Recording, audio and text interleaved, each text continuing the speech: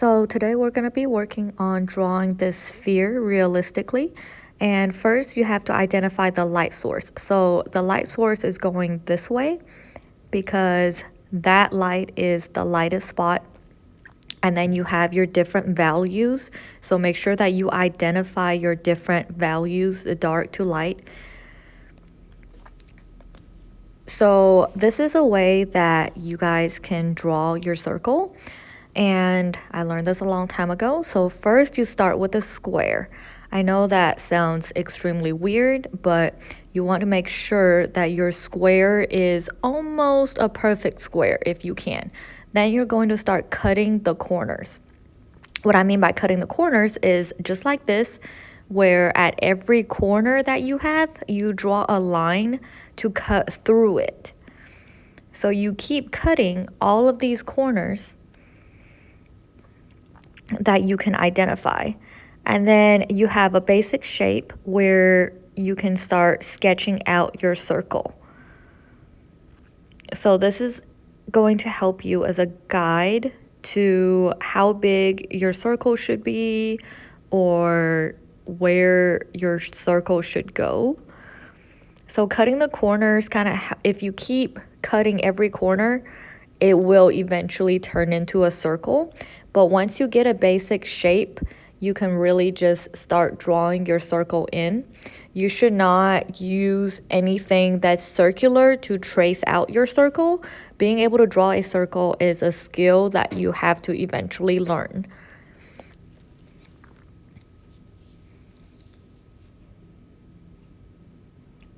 So next, I'm going to start shading. And you want to start off with the darkest shade. And I'm going all over the place with my hatching lines. This is the same reference photo that you guys have online.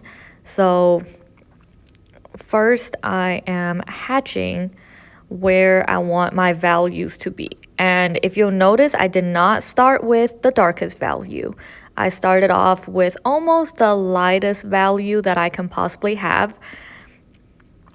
And then I'm going to determine where my dark values are going to go. And I move my hand closer down my pencil so that I can have control.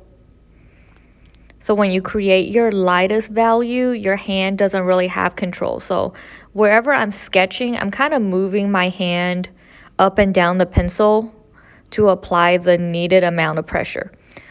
So when I go to where I want to start putting down the really dark values, I'm moving my hand I'm moving my hand closer down the pencil near the tip so that I can apply more pressure.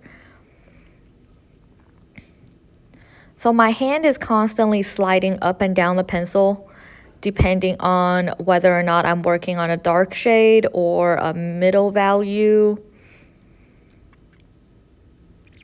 This is all personal preference that you will eventually develop as you become better artists.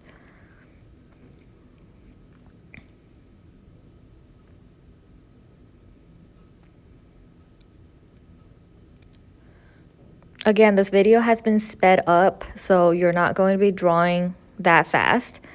And you never want to outline your 3D object without blending the shadows in. So you saw me outline it just a little bit, but now I'm blending the darker values into that outline that I did so that there's not just a really dark circle around this ball that I'm supposed to be drawing.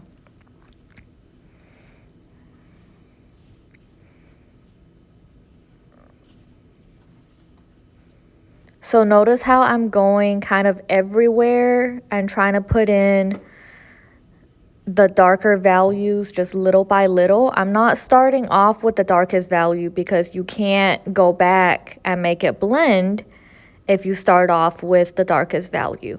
So it requires patience for you to add a little bit of value at a time. And this is how we blend everything together. And you do not smudge your pencil marks to make it look better. You want to blend using your cross hatching lines. So you can either do this in hatching or cross hatching, and I find blending to be a lot easier using the cross hatching method because I'm kind of all over the place whenever I shade my objects. So now I'm adding more value as I go. And again, anytime I'm outlining, I'm going back and blending that outline. So there's not really an outline around. So hatching and cross hatching only, and not scribbles. So you should always pick up your pencil. You should never scribble on your drawing. And now we're gonna work on that cast shadow. It doesn't have to be perfectly formed. It just needs to be a basic shape of what that cast shadow shape is. So you don't want to draw just the outline first. If you look, I am lightly, again, starting with a really light value so I can blend that in, and then shading it in to form that gradient effect that we want and are working on.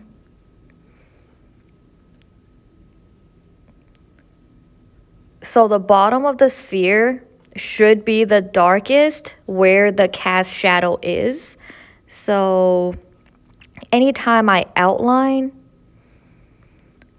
I'm gonna blend it in and make sure that my darkest value is where it's supposed to be.